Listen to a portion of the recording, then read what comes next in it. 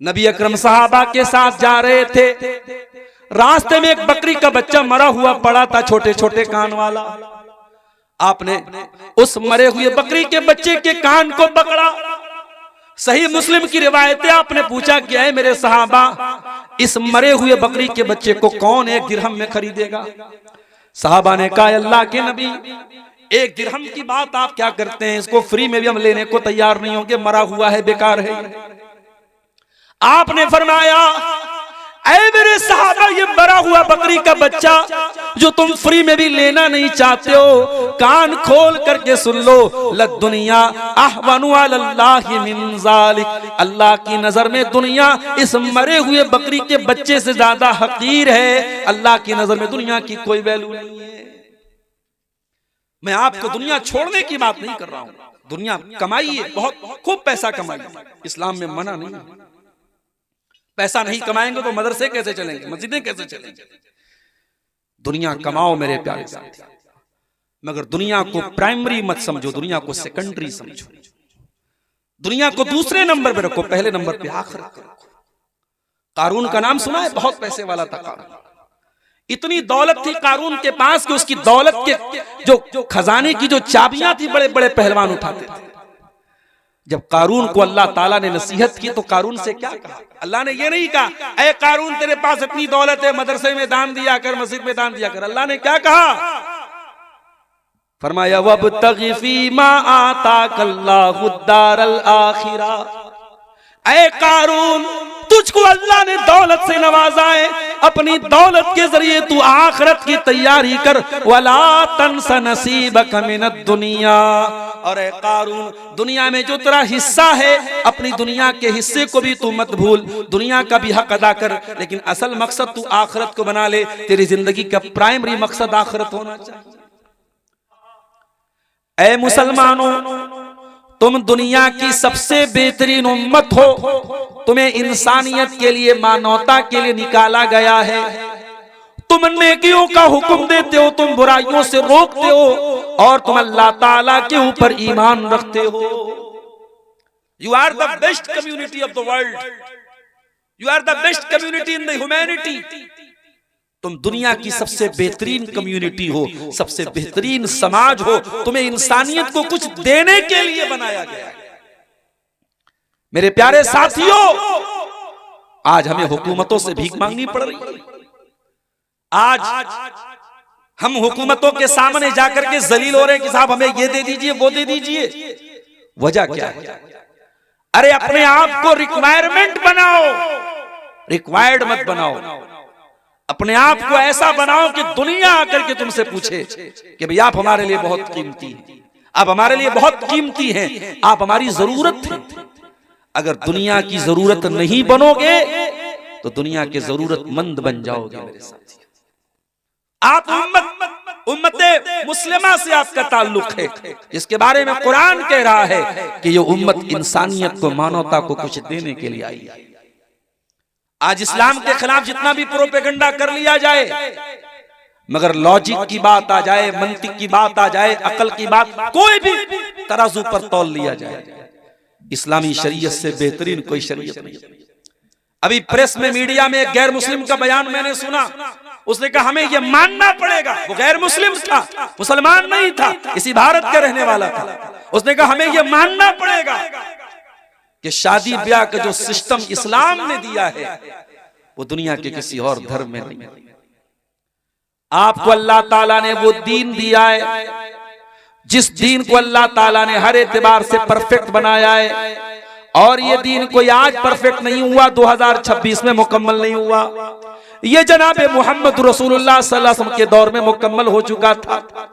कुरान की आयत आपके ऊपर नाजिल हुई थी, अल यौम अकमलतु लकुम दीनकुम व अतममतु अलैकुम निअमती व रदीतु लकुमुल इस्लाम दीना। ऐ नबी, हमने आपको जो दीन अता फरमाया है उस दीन को हमने परफेक्ट कर दिया, मुकम्मल कर दिया, कंप्लीट कर दिया, और अपनी नेमतों को आपके ऊपर तमाम कर दिया, और इस्लाम को ऐ मुसलमानों तुम्हारे लिए हमने पसंद कर लिया। इस्लाम अल्लाह का दीन है, और इसीलिए मेरा जुमला नोट कर लो, इस्लाम किसी भी दौर में नॉन प्रैक्टिकल नहीं रहेगा। इस्लाम का कोई हुक्म नॉट एप्लीकेबल नहीं रहेगा। इस्लाम पर अमल करना किसी दौर में मुश्किल नहीं रहेगा। मुश्किल अगर होगा तो हमने बनाया होगा। इस्लाम का कोई हुक्म मुश्किल नहीं है मेरे प्यारे साथी। अरे इस्लाम तो वो दीन है, फरमाया वमा जाला अलैकुम फिद्दीन मिन हरज, हमने तुमको जो दीन अता किया है, जो मजहब तुमको दिया है, जो शरीयत तुमको दी है, उसमें कभी तुम्हारे ऊपर कोई तंगी नहीं, कोई परेशानी नहीं है। सर्दी का मौसम है, आप मोजा पहन रहे हैं, इस्लाम ने क्या आपको इजाजत दी? मोजे पर मसा करके आप नमाज पढ़ सकते हैं। बहुत ज्यादा सर्दी का मौसम है, घर के बाहर निकलना मुश्किल है, आप मगरिब और इशा की नमाज को एक साथ पढ़ सकते हैं। आप जुहर और असर की नमाज को एक साथ भी पढ़ सकते हैं। आप सफर की हालत में 4 रकात वाली नमाज को 2 रकात करके पढ़ सकते हैं। पानी इस्तेमाल करने की ताकत नहीं है, बीमार है आप, या पानी अवेलेबल नहीं है, पानी नहीं मिल रहा है, इस्लाम आपको तयम्मुम करने की इजाजत दे रहा है। वमा जाला अलैकुम फिद्दीन मिन हरज, ओ लोगों हमने तुमको जो दीन अता किया है वो दीन बहुत आसान है। उस दीन के अंदर कोई मुश्किल नहीं है, कोई परेशानी नहीं है, कोई डिफिकल्टी नहीं।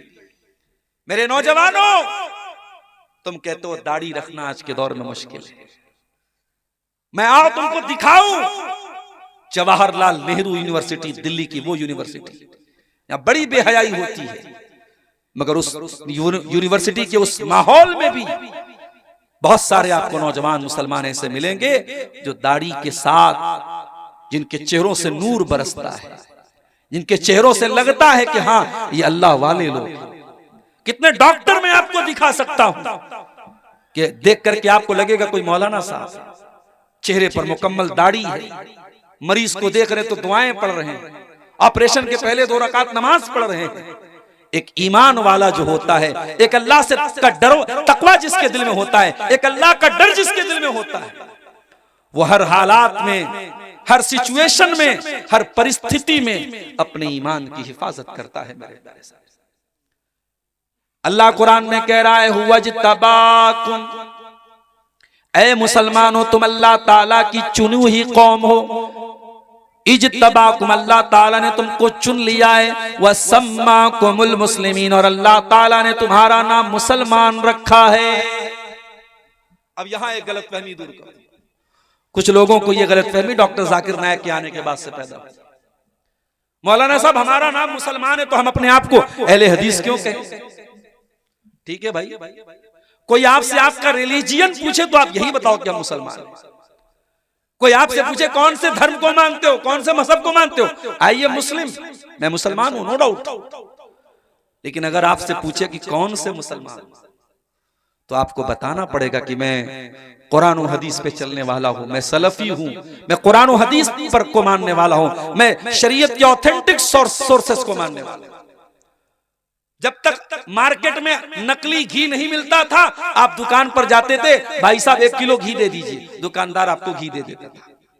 जब मार्केट में नकली घी आने लगा तो आपको बताना पड़ा, भाई साहब हमें 1 किलो देसी घी दे दीजिए, आपको देसी का लफ्ज बढ़ाना पड़ा। जब ये इख्तिलाफ नहीं था, ये फिरके नहीं थे, ये जमातें नहीं थी, सहाबा ने अपने आप को कुछ नहीं कहा। लेकिन जब खवारिज पैदा हो गए, जब मुअतज़िला पैदा हो गए, जब शिया पैदा हो गए, तो सहाबा ने कहा सुनो, हमारा नाम अहलुस सुन्ना वल जमा है, हमारा नाम अहलुल हदीस है, हमारा नाम अल असरी है, हमारा नाम अस-सलफी है, हम कुरान और सुन्नत पर चलने वाले हैं, हम नबी की सुन्नत पर चलने वाले हैं। तो अल्लाह ने आपका नाम मुसलमान रखा है, लेकिन आपके सिफाती नाम आपकी क्वालिटी के हिसाब से अलग अलग हो सकते हैं। मिसाल के तौर पे आप मुसलमान हैं, लेकिन किसी ने पूछा भाई बरादरी क्या, आपने कहा मैं अंसारी हूं, किसी ने कहा मैं शेरशाहबादी हूं, किसी ने पूछा आप कौन से इलाके से ताल्लुक रखते हैं, आपने कहा मैं बिहार का रहने वाला हूं, मैं बोलता मैं बनारस का, यूपी का रहने वाला हूं।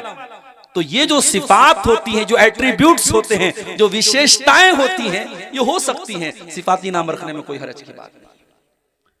तो हम मुसलमान हैं मेरे प्यारे साथी, हमें अल्लाह ताला ने बहुत ऊंचा मकाम दिया, लेकिन आज हम कहां पहुंच गए मेरे प्यारे साथी।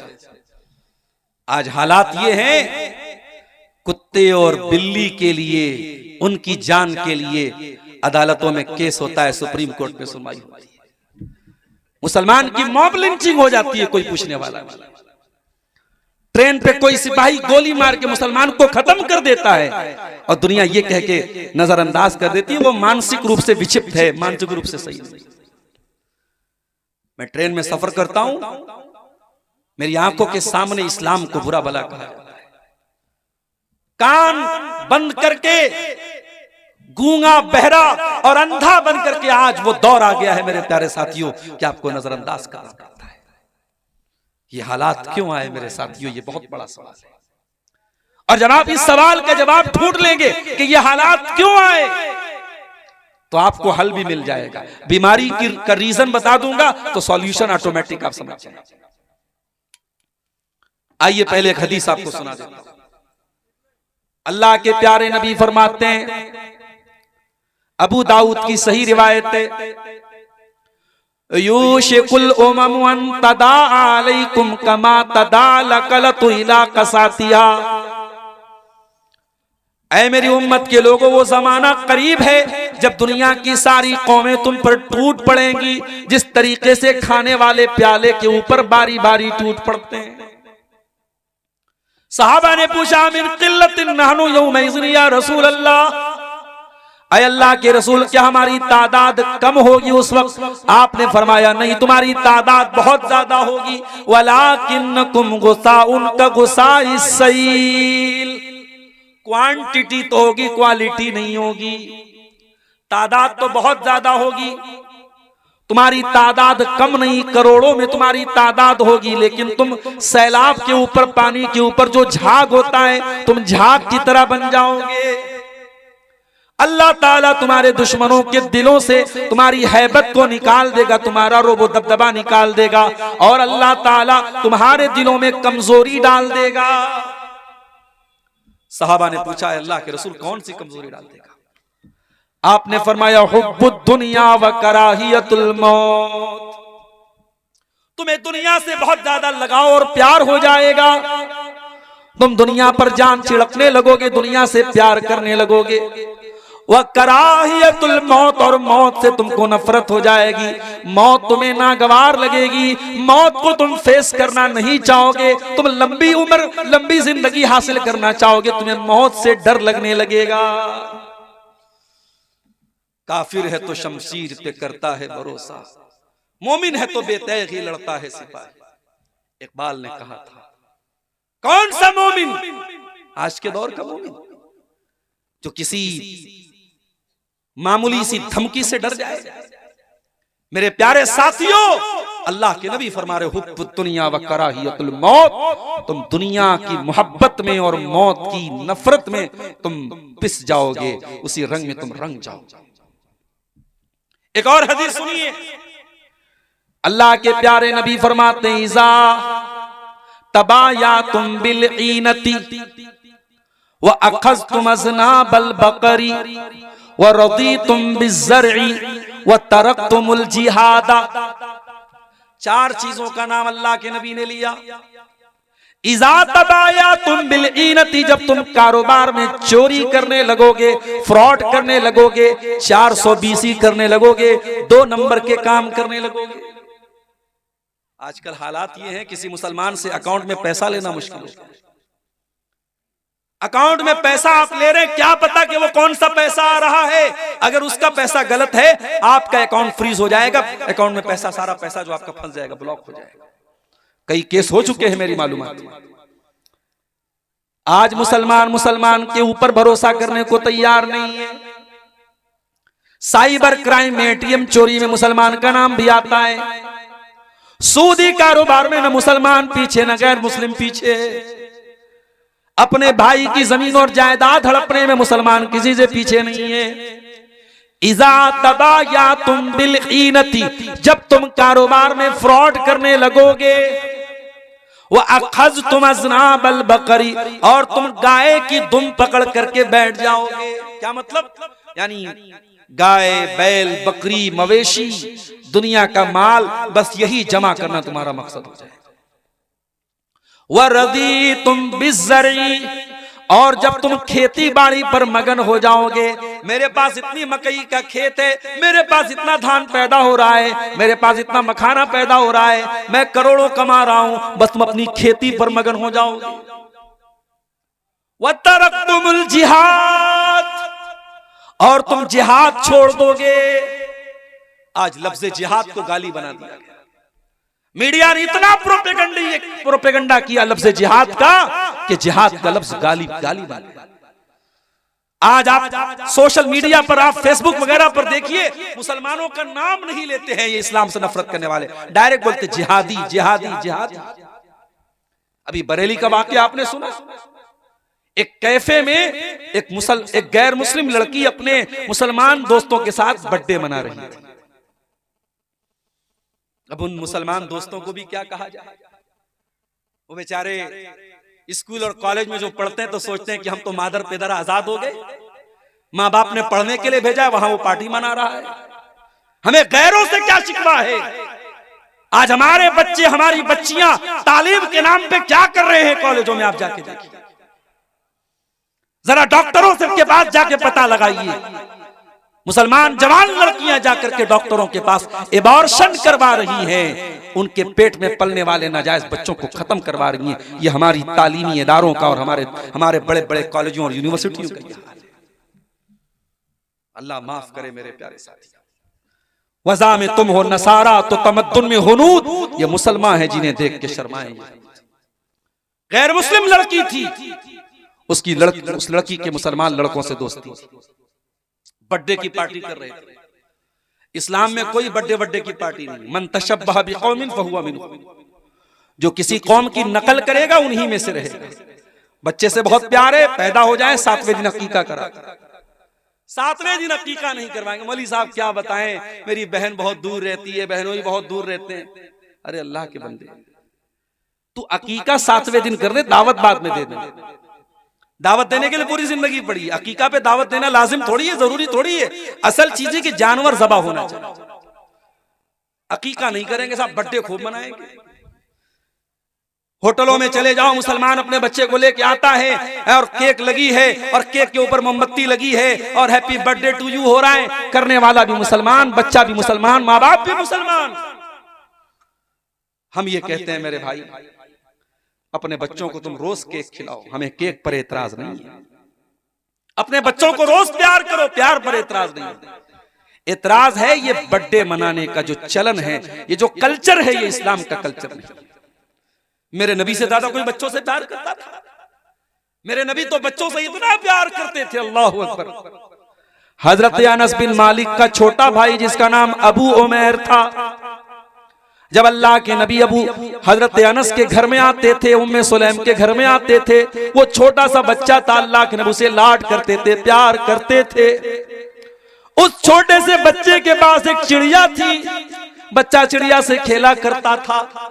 एक दिन अल्लाह के नबी हजरत अनस के घर आए, देखा बच्चा बड़ा उदास बना हुआ है। आपने पूछा, अरे उम्मे सुलैम तुम्हारा बच्चा आज उदास क्यों है? इसके चेहरे पर खुशी क्यों नहीं है? इसके चेहरे पर वो रौनक क्यों नहीं है? कहा अल्लाह के नबी, जो चिड़िया इसने पाली थी वो चिड़िया मर गई, उसका इंतकाल हो गया। चिड़िया के मरने पर यह बच्चा गमगीन है।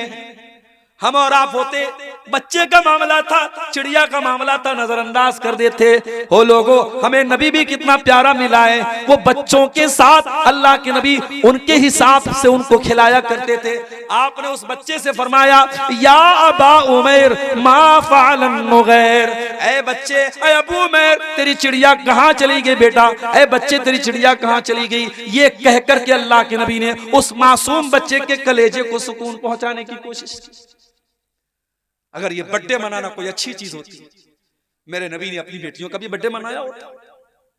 नबी की 9 बीवियां हैं और आप जितना अपनी बीवी से प्यार करते हैं उससे कहीं ज्यादा जनाब मोहम्मद रसूलुल्लाह सल्लल्लाहु अलैहि वसल्लम अपनी बीवियों से प्यार करते। आपने तो कभी एनिवर्सरी नहीं मनाई, आपने तो कभी अपनी बीवियों को जो है शादी की सालगिरह पर उनको कोई गिफ्ट नहीं दिया। भाई रोज गिफ्ट दो, रोज गिफ्ट दो, हर महीने गिफ्ट दो, कोई मसला नहीं है। एनिवर्सरी मनाना, और ये काम वो करे जो बेचारा सीने पर हाथ मारता है। पूछो क्यों बात हो? भाई नबी की सुन्नत है। इमाम कहता है गैरिल मग़दूबि अलैहिम वलद्दालीन, ये पीछे से कहता आमीन। तूने क्यों जोर से आमीन कहा? कहता है नबी जोर से आमीन कहते थे। रमजान का महीना आया, दुनिया 20 रकात तरावी पढ़े, लेकिन हमारा अहले हदीस 8 पढ़ता है। क्यों पढ़ते हो भाई? नबी ने 8 पढ़ी थी। नबी की इतनी सुन्नतें तुझे याद है, नमाज की एक एक अदा तू नबी से सीख रहा है। तुझे एनिवर्सरी मनाते हुए शर्म नहीं आई? तुझे बर्थडे मनाते हुए शर्म नहीं आई? तुझे फादर्स डे मनाते हुए शर्म नहीं आई? तुझे मदर्स डे मनाते हुए शर्म नहीं आई? ये हमारा कल्चर नहीं है मेरे प्यारे साथी, ये इस्लाम का कल्चर नहीं है, ये मोहम्मद रसूलुल्लाह का कल्चर नहीं है मेरे प्यारे साथी। तो मैं अर्ज ये कर रहा था कि अल्लाह के नबी ने फरमाया जब तुम जिहाद को छोड़ोगे, ये जिहाद क्या है? ये कोई गाली नहीं है मेरे प्यारे साथी। बदी के खिलाफ, बुराई के खिलाफ, सरकशी के खिलाफ, शैतानियत के खिलाफ हर तरीके के स्ट्रगल और संघर्ष का नाम जिहाद है। बुराई के खिलाफ हर तरीके की लड़ाई का नाम जिहाद है। वो जबान से भी हो सकती है, वो तलवार से भी हो सकती है, वो स्टेज के जरिए भी हो सकती है, वो जंग के मैदान में भी हो सकती है, वो कागज और कलम से भी हो सकती है। तो नबी ने फरमाया तुम जिहाद छोड़ दो। क्या मतलब? यानी तुम्हारे अंदर दीन के लिए कुर्बानी देने का जज्बा खत्म हो जाएगा, दीन के लिए मरने मिटने का जज्बा तुम्हारे अंदर से खत्म हो जाएगा। तुमको सिर्फ अपनी रोजी रोटी की पड़ी होगी, अपनी दुनिया की पड़ी होगी, अपनी खेती की पड़ी होगी। जब ये 4 काम तुम करोगे, कारोबार में फ्रॉड करोगे, अपनी गाय की दुम पकड़ के बैठ जाओगे, अपनी खेती बाड़ी पर मगन हो जाओगे और अल्लाह की राह में तुम जिहाद करना बंद कर दोगे। ये 4 काम जब तुम करोगे तो क्या होगा? सल्लल्लाहु अलैकुम ज़ुल्ला, अल्लाह ताला तुमको जलील कर देगा। तुम जलील हो जाओगे, इतने जलील हो जाओगे कि तुम्हारे मुल्क का हर चीफ मिनिस्टर सोचेगा कैसे मुसलमान को दबा दिया। आज तो होड़ लगी है साहब, आज तो होड़ लगी कि कौन मुसलमानों के खिलाफ कितनी नफरत भरी बातें बोल सकता है। तो नबी ने फरमाया जब तुम इन 4 काम करोगे अल्लाह जलील कर देगा। और ये जिल्लत कब दूर होगी? हत्ता तरजिउ इला दीनिकुम, जब तक तुम अल्लाह ताला के दीन की तरफ पलटोगे नहीं, जब तक तुम अल्लाह ताला के दीन की तरफ लौटोगे नहीं। ओ मेरे प्यारे भाइयों, आओ मैं आपको वो चीजें बता रहा हूं, वो बुनियादी बातें बता रहा हूं जो हमारी बर्बादी का कारण बनी है। सबसे पहली चीज, हमारी सबसे बड़ी पूंजी तौहीद थी मेरे प्यारे साथियों। जब हमने तौहीद को गंवा दिया, जब अल्लाह को छोड़ के गैरों के दर पे जाके हम सर झुकाने लगे, कोई गरीब नवाज बन गया, कोई दाता बन गया, कोई गौसे आजम बन गया, कोई दस्तगीर बन गया, हमने बुजुर्गों की कब्रों पे जाके सजदा करना शुरू कर दिया, हमने तौहीद का जनाजा जब हमने निकाल दिया, मेरे प्यारे भाइयों जब तौहीद को हमने छोड़ दिया तो वहीं से हमारी जिल्लत का बाप शुरू हो गया। अल्लाह कुरान में कहता है सूरह नूर के अंदर, वादल्लाहुल्लज़ीना आमनू मिनकुम वअमिलुस्सालिहाति लयस्तखलिफन्नहुम फिल अर्दि कमस्तखलफल्लज़ीना मिन क़ब्लिहिम। ए ईमान वालो, अल्लाह का तुमसे वादा है, अल्लाह तुमको जमीन में खलीफा भी बनाएगा और अल्लाह ताला तुमको जमीन में इख्तिदार भी अता फरमाएगा। वला युमक्किनन्ना लहुम दीनहुमुल्लज़ी इर्तज़ा लहुम, अल्लाह ताला तुम्हारे दीन को दुनिया में गालिब भी कर देगा। वला युबद्दिलन्नहुम मिन बादि खौफिहिम अमना, और अल्लाह ताला तुमको दुनिया में चैन और शांति भी अता करेगा। शर्त क्या है? याबुदूननी ला युशरिकून बी शैया, मेरे बंदो तुम सिर्फ मेरी इबादत करना, मेरी इबादत में किसी और को शरीक मत करना, शिर्क मत करना। और ये शिर्क, ये इतना बड़ा पाप है कि अल्लाह कुरान में कहता है, इन्नहु मन युशरिक बिल्लाहि फक़द हर्रमल्लाहु अलैहिल जन्नह व मअवाहुन नार व मा लिज़्ज़ालिमीन मिन अंसार। जो अल्लाह के साथ शिर्क करेगा वो हमेशा हमेशा जहन्नम में रहेगा, उसका जन्नत में जाना पॉसिबल नहीं है। जो शिर्क करके जाएगा और तौबा किए बगैर मर जाएगा, जो शिर्क की हालत में मर जाएगा वो कभी जन्नत में नहीं जाएगा। आज मुसलमान को पता ही नहीं कि तौहीद क्या है, शिर्क क्या है। कि कोई भी नारा लगा सकता है, कहीं पर भी सर झुका सकता है। और अल्लाह ताला रहमत नाजिल फरमाए मौलाना अल्ताफ हुसैन हाली, उन्होंने 100 साल पहले जो बात कही थी, 100 साल गुजर गए हिंदुस्तान के इतिहास में, मगर मौलाना हाली का ये शेर आज भी जिंदा है और बिल्कुल सटीक बैठ रहा है। क्या कहा था उन्होंने? करे गैर गरबुत की पूजा तो काफिर, कवाकिब में माने करिश्मा तो काफिर, झुके आग पर बहरे सजदा तो काफिर, जो ठहराए बेटा खुदा का तो काफिर, मगर मोमिनों पर कुशादा है राहें, परस्तिश करें शौक से जिसकी चाहे, नबी को जो चाहे खुदा कर दिखाएं, इमामों का रुतबा नबी से बढ़ाएं, मजारों पे जा जा के नजरें चढ़ाएं, शहीदों से जा जा के मांगे दुआएं, न तौहीद में कुछ कमी इससे आए, न इस्लाम बिगड़े न ईमान जाए। मुसलमान का अकीदा इतना कमजोर हो गया मेरे साथ। आज कितनी मज़ारें हैं। अभी बनारस में मैं एक मज़ार पर गया, एक कब्र पे गया, छोटी सी कब्र थी, किसी बाबा के नाम से वो कब्र थी। मैंने पूछा कि भाई ये बाबा की कब्र यहाँ पे इनके नाम से कई कब्र है, तो लोगों ने कहा कि हाँ, कहीं पर उनका खून गिरा था, कहीं उनका हाथ था, कहीं उनका सर था, तो हर जगह बाबा की कब्र है। कौन ओरिजिनल कब्र है ये भी नहीं मालूम, सब बाबा की कब्र है, सब पे चादर चढ़ रही है, सब पे मुरादे मांगी। अल्लाह के पल्ले में वहदत के सिवा क्या है? शायर कहता है अल्लाह के पल्ले में वहदत के सिवा क्या है, लेना है हमें जो कुछ ले लेंगे मोहम्मद से। ओ लोगों, तुमने तौहीद का मतलब ही नहीं समझा, तुमने तौहीद का जनाजा निकाल दिया। तौहीद तो ये है कि जल जाओ, मर जाओ, कट जाओ, मगर अल्लाह के सिवा किसी और के आगे सर न झुके। ये हाथ उठे तो अल्लाह के आगे उठे। अरे तौहीद तो ये है। इस्लाम में माँ का बहुत बड़ा मकाम है, माँ से बढ़ के किसी का मकाम दुनिया में नहीं है मेरे प्यारे साथियों। आपके तमाम रिश्ते एक तरफ है और माँ एक तरफ है, लेकिन माँ का पैर छूने की और झुकने की इजाजत इस्लाम में नहीं है।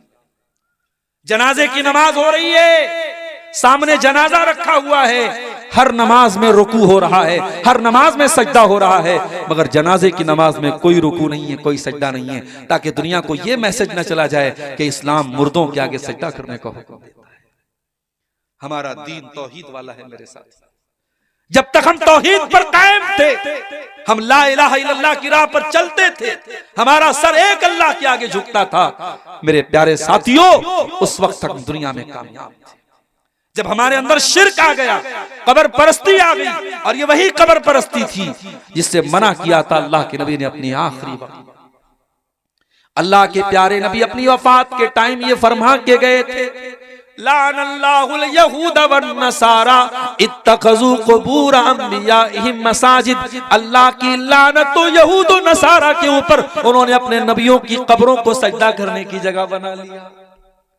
जब नबियों की कब्रों पर सजदा करना शुरू कर दिया तो अल्लाह की लानत बरसी थी यहूद और नसारा पर। वो काम आज मुसलमानों ने किया, उन्होंने तो नबियों के साथ किया था। मुसलमान तो नबियों को क्या, वलियों, और वली भी नहीं है, जानवरों तक की कब्रें बना के वहां भी मुसलमान जाके सजदा करते हैं।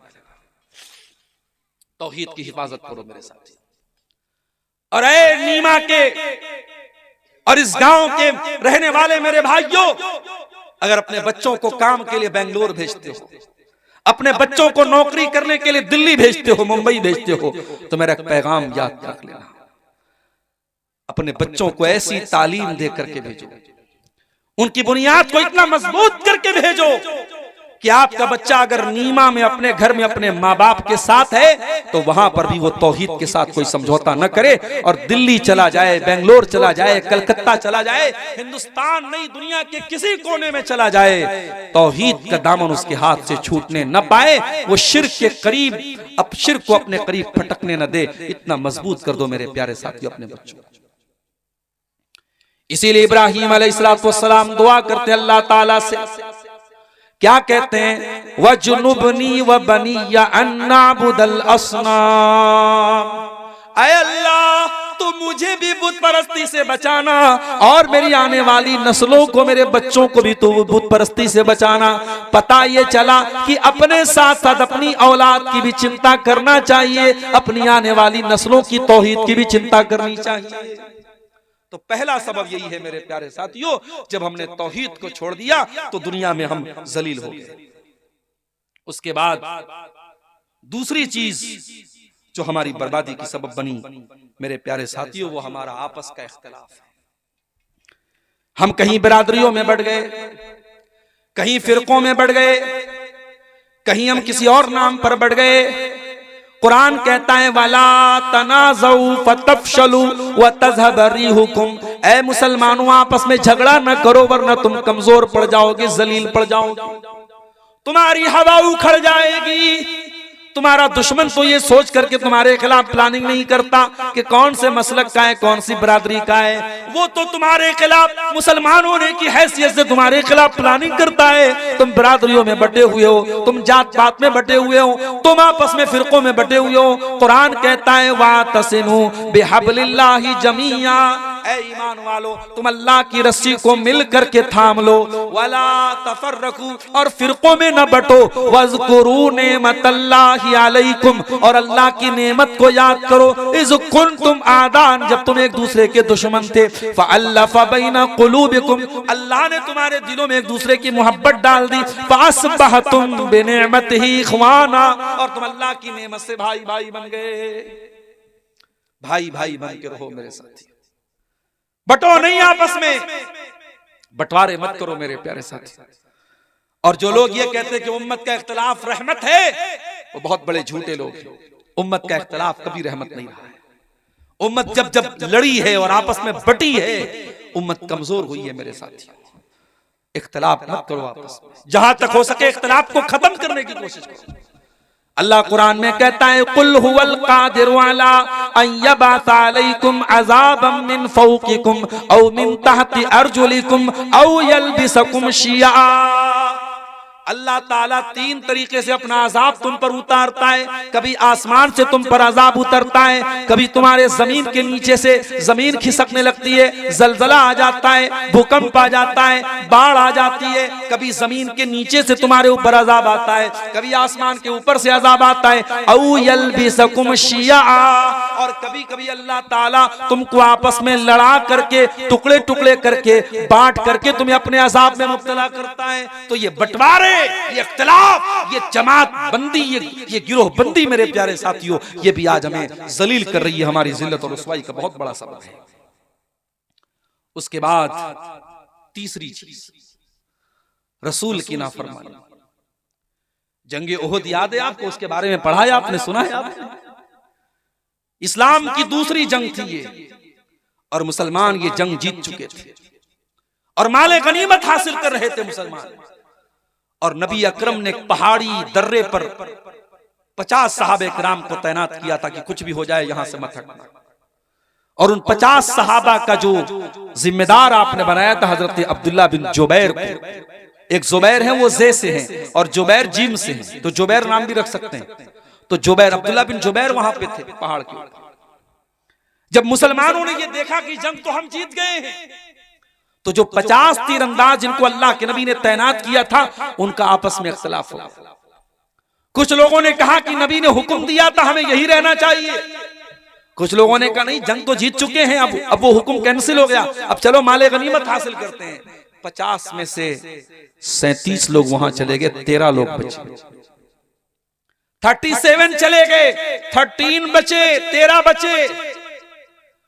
मुसलमानों की जंग तो जीती जा चुकी थी, मुसलमान जंग जीत चुके थे। काफिरों का लश्कर भाग रहा था और काफिरों के लश्कर में कमांडर थे जिनका नाम खालिद बिन वलीद था। ओ नौजवानों, ओ रोनाल्डो के दीवानों, ओ विराट कोहली के दीवानों, ओ क्रिकेटरों के दीवानों, ओ फिल्मी गानों पर नाचने वाले नौजवानों, कभी मौका मिले तो खालिद बिन वलीद के बारे में भी पढ़ लेना। पढ़ नहीं सकते तो यूट्यूब पर जाके सुन लेना, और सुन नहीं सकते तो किसी आलिम से जाकर के पूछ लेना कि खालिद बिन वलीद कौन थे। खालिद बिन वलीद वो इंसान है जिस जंग का कमांडर खालिद बिन वलीद बन जाए, वो जंग खालिद बिन वलीद अपने दिमाग और अपने टैलेंट और अपनी सलाहियत के बल पे वो हारी गई जंग को भी जीत जाते थे। ये कमाल था। अभी खालिद बिन वलीद मुसलमान नहीं हुए थे, वो दूसरी पार्टी में थे, काफिरों के साथ लड़ रहे थे, मुशरिकों के साथ लड़ रहे थे। वो वापस जा रहे थे, मुशरिकीन हार चुके थे, वापस जा रहे थे। उनकी नजर उस पहाड़ी दर्रे पर पड़ी। उन्हें नजर आ गया कि ये वो वीक पॉइंट है जहां से मुसलमानों पर पीछे से हमला किया जा सकता है। उन्होंने देखा वहां सिर्फ गिनती के 13 लोग बचे। उन्होंने अपने सिपाहियों से कहा चलो हम यहां से हमला करते हैं। उन्होंने पीछे से जो हमला किया है मुसलमानों पर, मुसलमान इस हमले के लिए तैयार नहीं थे और जीती जंग मुसलमान हार गए। 70 सहाबा शहीद हुए, अल्लाह के नबी जख्मी हुए, आपके दांत टूटे, आप जो लोहे की टोपी पहने हुए थे वो उसकी कड़ियां आपके गाल में धंस गई। बहुत तकलीफ उठाई मुसलमानों ने। नबी का एक हुक्म तोड़ने की वजह से बहुत तकलीफ उठाई मुसलमानों ने। अल्लाह ने कुरान में जब इस वाक़े को बयान किया, अल्लाह ने फरमाया हत्ता इज़ा फशिलतुम व तनाज़अतुम फिल अम्री व असैतुम मिन बादि मा अराकुम मा तुहिब्बून।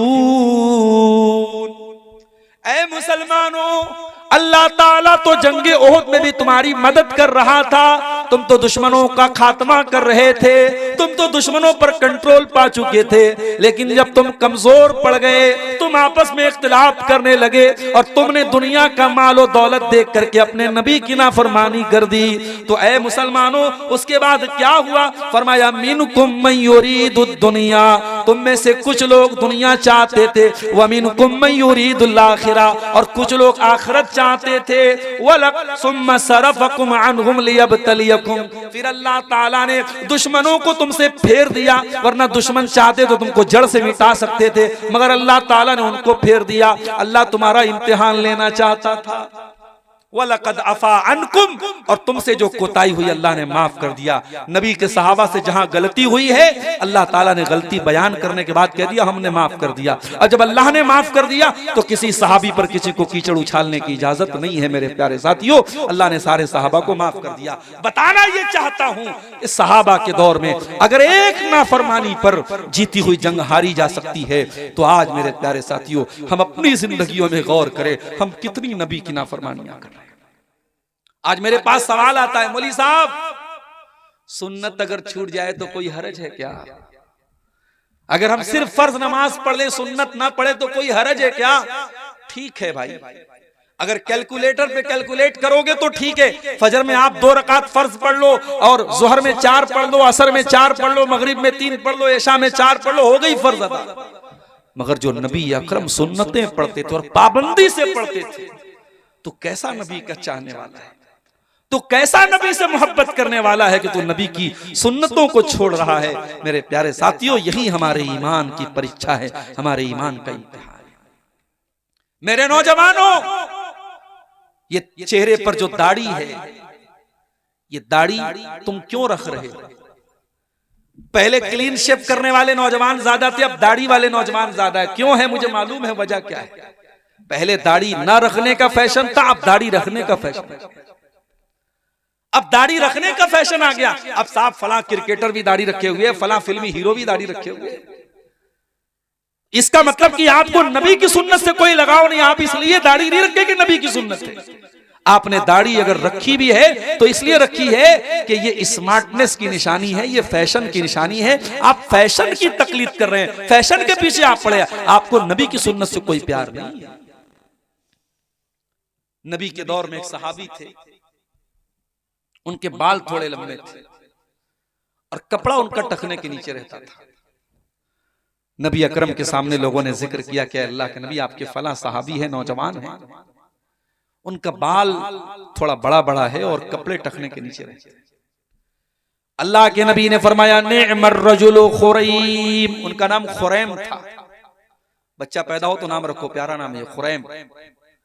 जैसे शुरैम लोग नाम रखते हैं, सुदैस नाम रखते हैं, तो खुरैम नाम भी रख सकते हैं, सहाबी का नाम। अच्छा, सहाबी के नाम की मीनिंग ना पता हो तब भी रख सकते हैं। अगर ये कन्फर्म है कि सहाबी का नाम है, आंख मूंद करके नाम रखो।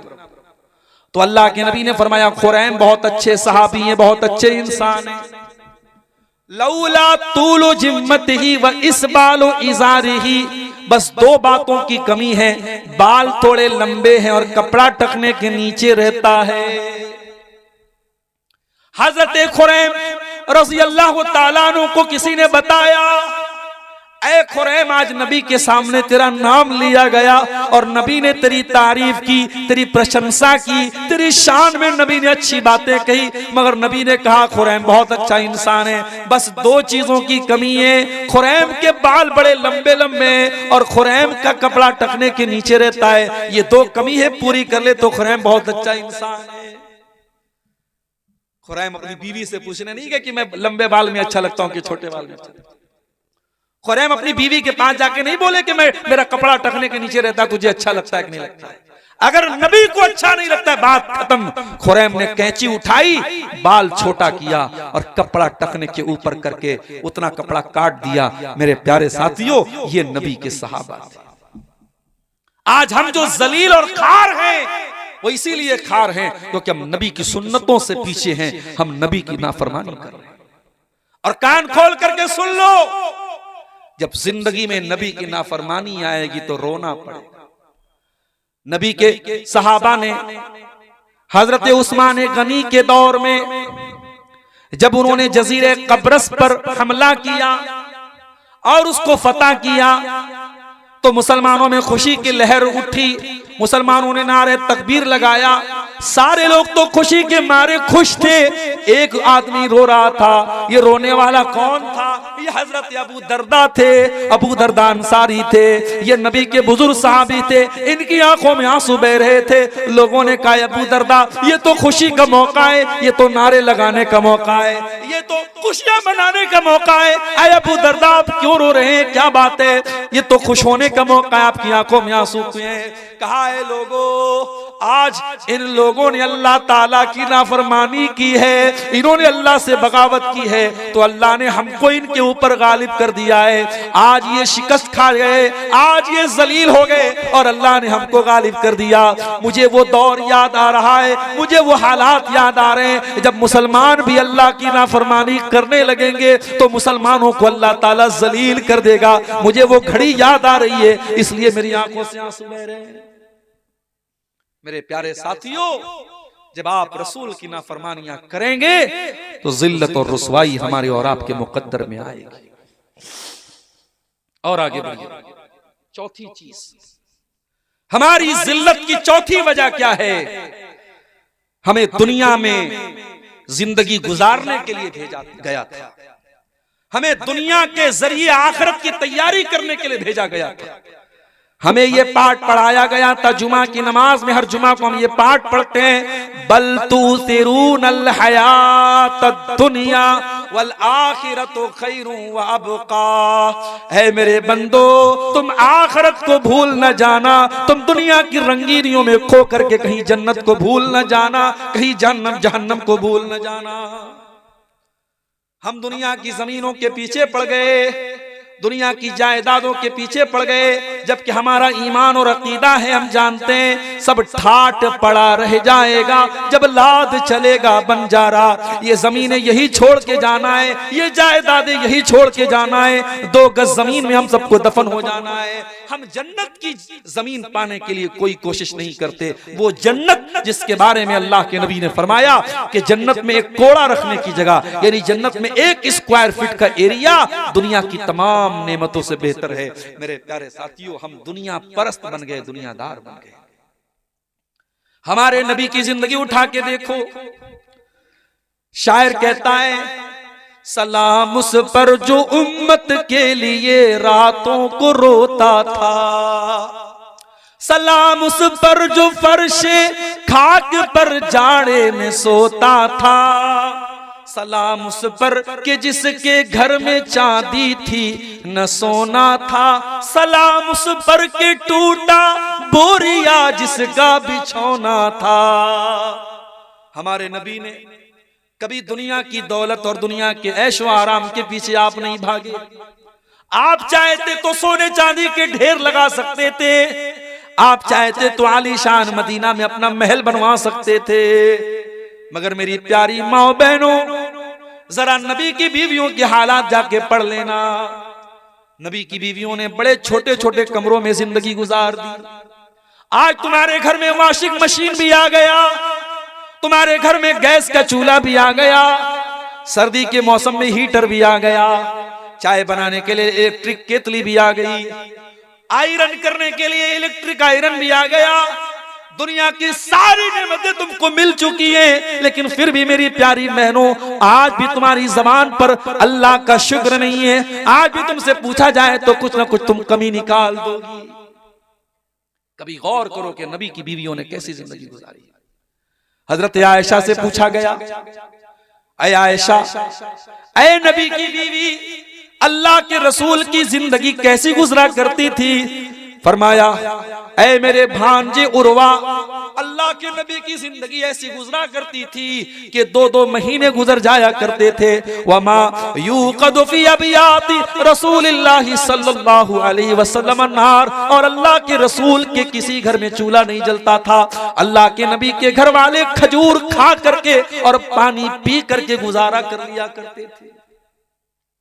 वो आरामदेह गद्दों पे सोने वालों, ओ सर्दियों में बड़े मोटे मोटे कंबल और रजाइयों में लपेट करके सोने वालों, तुम्हारे नबी को कभी गद्दा नसीब न हुआ।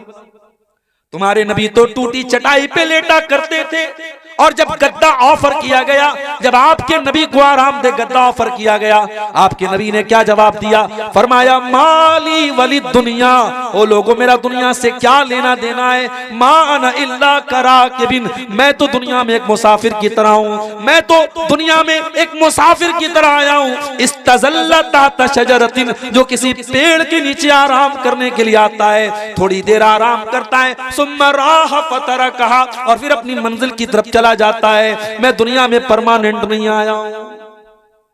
ये पैगाम आपके नबी ने आपको दिया है मेरे प्यारे साथी, ये पैगाम हमने भुला दिया, ये मैसेज हमने भुला दिया।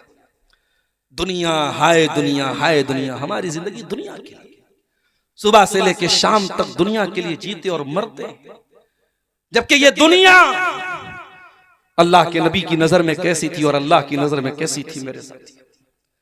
नबी अकरम सहाबा के साथ जा रहे थे, रास्ते में एक बकरी का बच्चा मरा हुआ पड़ा था, छोटे छोटे कान वाला। आपने उस मरे हुए बकरी के बच्चे के कान को पकड़ा। सही मुस्लिम की रिवायत है, आपने पूछा क्या है मेरे सहाबा, इस मरे हुए बकरी के बच्चे को कौन 1 दिरहम में खरीदेगा? सहाबा ने कहा, अल्लाह के नबी, 1 दिरहम की बात आप क्या करते हैं, इसको फ्री में भी हम लेने को तैयार नहीं होंगे, मरा हुआ है, बेकार है। आपने फरमाया, ऐ मेरे सहाबा, ये मरा हुआ बकरी का बच्चा जो तुम फ्री में भी लेना नहीं चाहते हो, कान खोल करके सुन लो, लद दुनिया अहवनु अलल्लाहि मिन ज़ालिक, अल्लाह की नजर में दुनिया इस मरे हुए बकरी के बच्चे से ज्यादा हकीर है। अल्लाह की नजर में दुनिया की कोई वैल्यू नहीं है। मैं आपको दुनिया छोड़ने की बात नहीं कर रहा हूं, दुनिया कमाइए, बहुत खूब पैसा कमाइए, इस्लाम में मना नहीं है। पैसा नहीं कमाएंगे तो मदरसे कैसे चलेंगे, मस्जिदें कैसे चलेंगे? दुनिया कमाओ मेरे प्यारे साथी, मगर दुनिया को प्राइमरी मत समझो, दुनिया को सेकेंडरी समझो। दुनिया को दूसरे नंबर पे रखो, पहले नंबर पे आखिरत रखो। कारून का नाम सुना है? बहुत पैसे वाला था कारून। इतनी दौलत थी कारून के पास कि उसकी दौलत के जो खजाने की जो चाबियां थी बड़े बड़े पहलवान उठाते थे। जब कारून को अल्लाह ताला ने नसीहत की तो कारून से क्या कहा? अल्लाह ने ये नहीं कहा, ऐ कारून तेरे पास इतनी दौलत है, मदरसे में दान दिया कर, मस्जिद में दान दिया कर। अल्लाह ने क्या कहा? फरमाया, वब्तगी फीमा आताकल्लाहु दारल आखिरा, ऐ कारून, तुझको अल्लाह ने दौलत से नवाजा है, अपनी दौलत के जरिए तू आखिरत की तैयारी कर। वला तंस नसीबक मिनद दुनिया, और ऐ कारून, दुनिया में जो तेरा हिस्सा है, अपनी दुनिया के हिस्से को भी तू मत भूल, दुनिया का भी हक अदा कर, लेकिन असल मकसद तू आखिरत को बना ले। तेरी जिंदगी का प्राइमरी मकसद आखिरत होना चाहिए। मेरे प्यारे साथियों, जब हम दुनिया परस्त बन गए तो हम वहीं से हमारी उल्टी गिनती शुरू हो गई और हम जलील हो गए। और ये खतरा था अल्लाह के रसूल, ये खतरा था अल्लाह के नबी को कि मेरी उम्मत दुनिया परस्त हो जाए। आपने एक मर्तबा सहाबा के सामने फरमाया, मल फकरा अख्शा अलैकुम, ऐ मेरे सहाबा मुझे इस बात का डर नहीं है कि तुम गरीब हो जाओगे, मुझे तुम्हारी गरीबी का डर नहीं है। वलाकिन अख्शा अलैकुम अन तुबसत अलैकुम दुनिया, मुझे डर इस बात का है कहीं दुनिया तुम पर कुशादा न कर दी जाए, कहीं दुनिया तुम पर फैला न दी जाए जैसे तुमसे पहले के लोगों पर फैला दी गई। फतनाफसूहा कमा तनाफसूहा, और जैसे पहले के लोग दुनिया हासिल करने के लिए लड़ा करते थे तुम भी लड़ने लगो। फतुहलिककुम कमा अहलकतहुम, और दुनिया तुमको हलाक कर दे जैसे उनको हलाक किया था। तो ये चौथी चीज है मेरे प्यारे साथियों, हमारी दुनिया परस्ती भी हमारी जिल्लत और रुसवाई का एक बहुत बड़ा सबब है। और पांचवी चीज हमारी इल्म दीन से दूरी, हमारे पास दीन की नॉलेज नहीं। कितने लोग हैं उनको नमाज का तरीका नहीं आता, वजू का तरीका नहीं, तयम्मुम का तरीका नहीं, जनाजे की नमाज का तरीका नहीं, नमाज की दुआएं याद नहीं, कुरान नहीं पढ़ा उन्होंने। इल्म दीन से हम बहुत दूर हैं मेरे साथी। और सीमांचल में मैं बार बार हर जलसे में एक बात कह रहा हूं और बड़ी जिम्मेदारी के साथ ये बात कह रहा हूं। और चूंकि यहां अंसारी बिरादरी के लोग बैठे हैं, आपसे भी कह रहा हूं, मैं उधर पाकुड़ और साहिबगंज में भी कह चुका हूं आपकी बिरादरी के लोगों से कि आपको अगर अपने समाज को जागरूक बनाना है तो जुमा का निजाम और मजबूत बनाइए। अपनी मस्जिदों में अच्छी तनख्वाह पर अच्छा इमाम रखिए जो तैयारी के साथ जुमा का खुतबा दे। और अगर 12 बजे जुमा का खुतबा शुरू होता है तो कोशिश कीजिए 11:30 बजे, पौने 12 बजे मस्जिद में पहुंच जाए और अच्छे मौजुआत पर तकरीरें हो जुमा के खुतबे में। और उसके बाद आप बच्चों को भी लेके पहुंचिए और अपनी माओ बहनों को भी आप मस्जिद में उनका भी इंतजाम कराइए। आज अफसोस के साथ हमें कहना पड़ता है कि आज सीमांचल की 99% मस्जिदों में औरतों के लिए इंतजाम नहीं है, जो बहुत बड़ी कमी है आपके इलाके में। आप जलसों में औरतों का अरेंजमेंट करते हैं, बगैर औरतों के जलसा नहीं होता है, लेकिन आपकी मस्जिदों में हाँ उनका मुकम्मल पर्दे का इंतजाम कीजिए। जो औरत आए मुकम्मल पर्दे में आए, उनका दरवाजा अलग रखिए, एंट्री अलग रखिए, मगर रखिए आप। और आप यकीन कीजिए मेरे प्यारे साथियों, 1 साल तक अगर पाबंदी से अगर आपके घर की औरतें, हमारे घर की औरतें अगर जुमा में जाना शुरू कर दें तो बहुत दीन की मालूमात उनको हो जाएगी, बहुत सारी बुराइयों से वो ऑटोमेटिक बच जाएंगी। आज समाज की आधी बुराइयां औरतों की अज्ञानता और उनकी जहालत। अल्लाह के प्यारे नबी फरमाते हैं तलबुल इल्म फरीज़तुन अला कुल्लि मुस्लिम, इल्म हासिल करना हर मुसलमान मर्दो औरत पर फर्ज है। कौन सा इल्म? मेडिकल का नहीं। हमारी कौम के लोग डॉक्टर बने अच्छी बात है, मगर ये कंपलसरी नहीं है। हमारी कौम के लोग इंजीनियर बने अच्छी बात। और आज अफसोस के साथ कहना पड़ता है कि आपकी अंसारी बिरादरी आज तालीम के मैदान में बहुत पीछे है।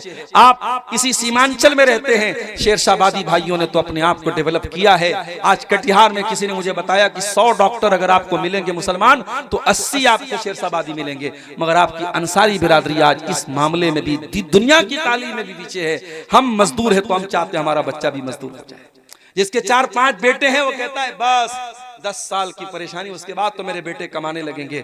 आपकी जिंदगी का एक ही मकसद है, बेटा बड़ा हो उसको मजदूरी करने के लिए भेज दिया जाए, काम करने के लिए भेज दिया जाए। मेरे प्यारे साथियों, कुछ कुर्बानी दे करके अपने बच्चों को तालीम के मैदान में भी आगे बढ़ाओ। कुछ बच्चे आपके डॉक्टर बने, कुछ बच्चियां आपकी डॉक्टर बने, कुछ बच्चे आपके इंजीनियर बने। आज असरी तालीम में भी हम पीछे हैं। और दीन की जो तालीम है, अल्लाह कौन है, रसूल कौन है, और ईमान क्या है, और इस्लाम क्या है, ये जो मोटी मोटी बातें हैं ये सबका जानना जरूरी है। उसके लिए भी आप मस्जिदों में मकतब कायम कीजिए। अल फलाह एकेडमी जैसे इदारे जो आपके बच्चों को दुनिया के साथ साथ दीन की तालीम देते हैं, इन इदारों से अपने बच्चों को जोड़िए। मेरे प्यारे साथियों, अफसोस के साथ कहना पड़ता है आज दुनिया की तालीम तो थोड़ी बहुत हम हासिल भी कर रहे हैं, मगर दीन की तालीम में बहुत पीछे हैं। अल्लाह कुरान में कहता है यालमून ज़ाहिरम मिनल हयातिद दुनिया व हुम अनिल आखिरति हुम गाफिलून, कि मेरे बंदे दुनिया की बहुत नॉलेज रखते हैं लेकिन आखिरत से बहुत गाफिल हैं, दीन से बहुत गाफिल हैं। मेरे प्यारे साथियों, आप दीन की जानकारी हासिल कीजिए।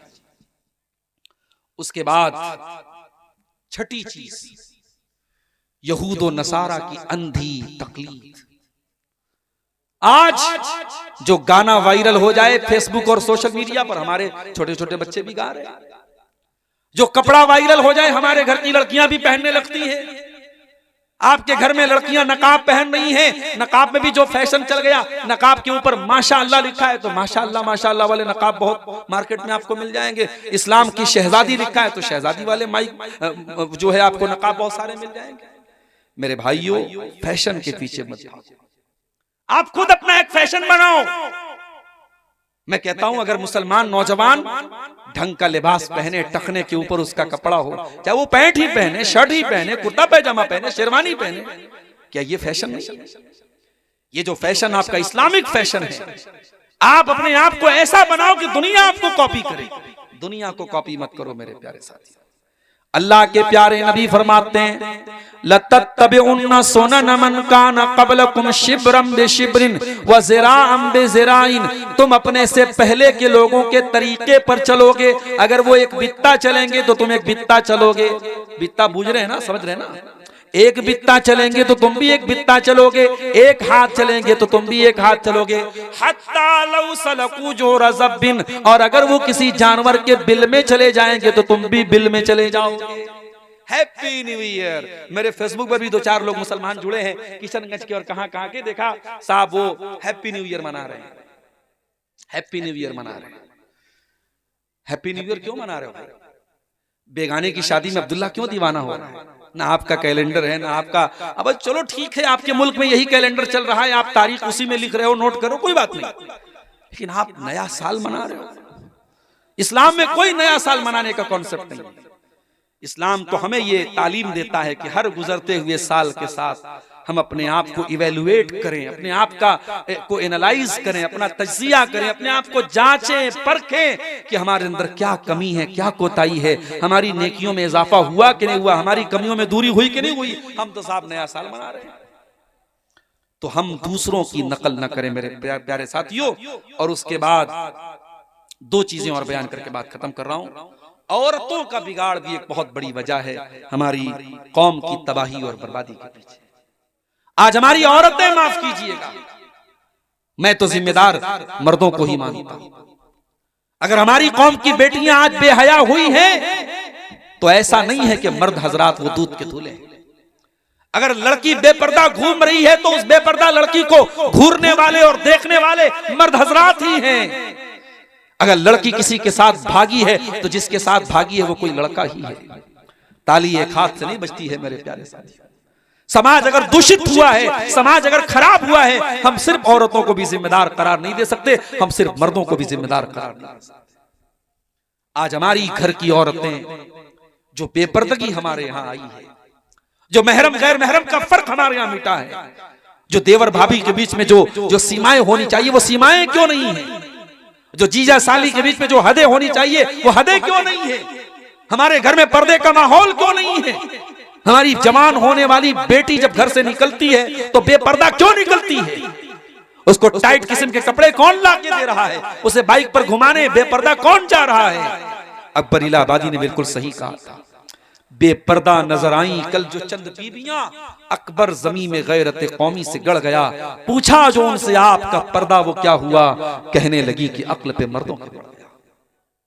मेरी प्यारी माओ बहनों, मैं आपको भी यही संदेश देना चाहता हूं, आप अगर नकाब में निकलती हैं, पर्दे में निकलती हैं तो अपने पर्दे की लाज रखना।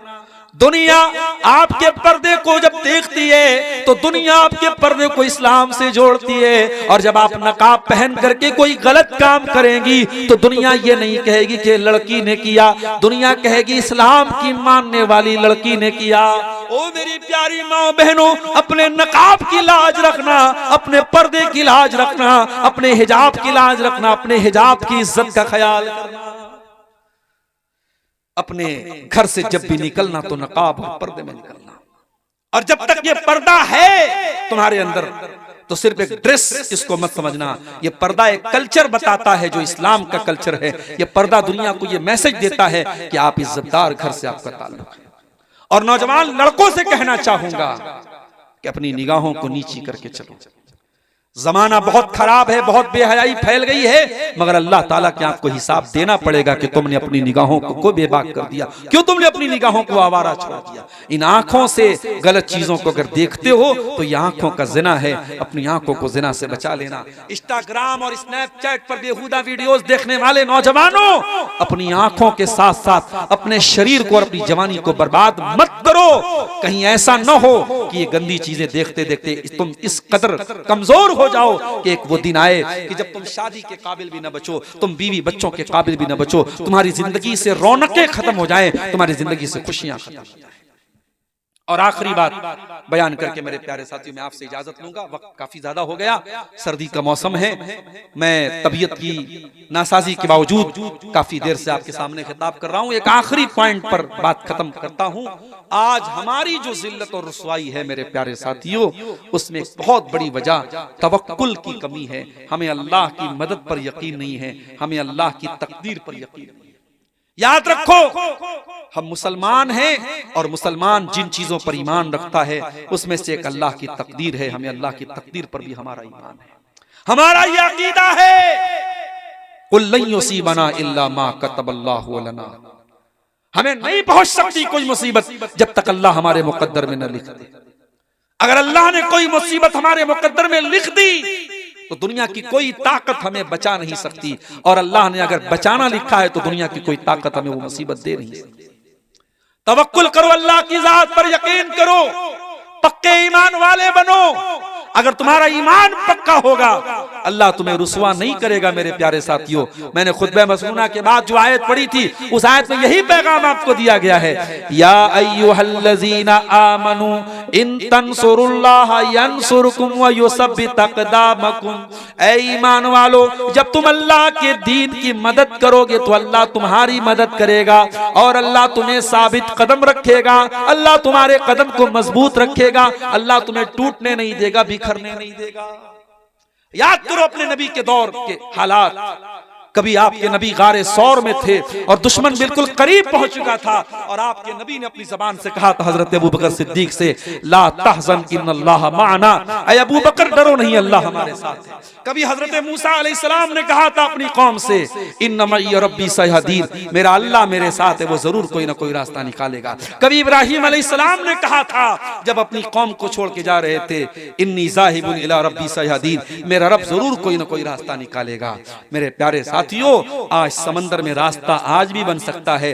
हमारे पास मूसा के ईमान वाला असा तो हो, मूसा के तवक्कुल वाला असा तो हो। अपने तवक्कुल को मजबूत कीजिए, अपने ईमान को मजबूत कीजिए। ये कमजोरी की चादर उठा के फेंक दीजिए, ये जिल्लत और रुसवाई और बुज़दिली की चादर उठा के फेंक दीजिए। बुज़दिल न बनो, कमजोर न बनो। और मेरे नौजवानों, मैं आपको मैसेज देता हूं, ताकतवर बनो, जिम जाओ, शरीर को भी ताकतवर बनाओ, सुबह जल्दी उठो, फजर की नमाज में उठो, अल्लाह के साथ अपना ताल्लुक मजबूत करके ईमान वाली ताकत भी पैदा करो, जिस्मानी ताकत भी पैदा करो, पढ़ लिख करके तालीम की ताकत भी पैदा करो, हर एतबार से ताकतवर बनो। और जब एक मुसलमान ताकतवर बनेगा तो वो अपनी ताकत का दुरुपयोग नहीं करेगा, वो ताकत का गलत इस्तेमाल नहीं करेगा, वो किसी कैफे में जाके किसी बेकसूर को नहीं मारेगा, किसी की मॉब लिंचिंग नहीं करेगा, किसी की हत्या नहीं करेगा, किसी के मजहब पर छीटाकशी नहीं करेगा। जो सच्चा पक्का मुसलमान होगा वो अपनी ताकत का कभी मिसयूज नहीं करेगा। उसकी ताकत का इस्तेमाल होगा तो जुल्म के खात्मे के लिए होगा, उसकी ताकत का इस्तेमाल होगा तो मजलूम की मदद के लिए होगा, उसकी ताकत का इस्तेमाल होगा तो जालिम के खिलाफ होगा। मेरे प्यारे साथियों, ताकतवर बनिए, देश के काम आइए, कम्युनिटी के काम आइए, समाज के काम आइए। आखिरी हदीस पढ़ के बात खत्म कर रहा हूं। अल्लाह के प्यारे नबी ने फरमाया, खैरुन नास अनफउहुम लिन्नास, लोगों में सबसे बेहतरीन वो है जो लोगों के लिए लाभदायक हो, जो लोगों को फायदा पहुंचाता हो।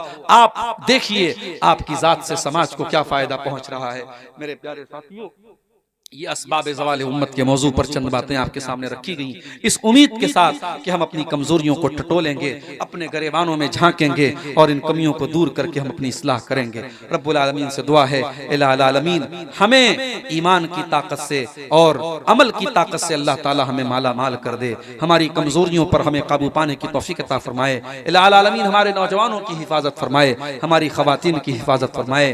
अल्लाह इस इदारे को, अल फलाह एकेडमी को और माद उबई बिन काब आपको अल्लाह ताला और तरक्की अता फरमाए। जो असहाब खैर इस इदारे का इन इदारों का ताउन कर रहे हैं, अल्लाह उन्हें मजीद इन इदारों को मजबूत करने की तौफीक अता फरमाए। अल्लाह हमें अपने बच्चों को दीनी तालीम और दुनियावी तालीम दोनों मैदानों में आगे ले जाने की तौफीक अता फरमाए। रब्बुल आलमीन जब तक हमें दुनिया में जिंदा रखे, इस्लाम पर जिंदा रखे और हमारा खात्मा ईमान पर हो। आमीन व आखिर दावाना अनिल हम्दुलिल्लाहि रब्बिल आलमीन। वस्सलामु अलैकुम व रहमतुल्लाहि व बरकातुहू।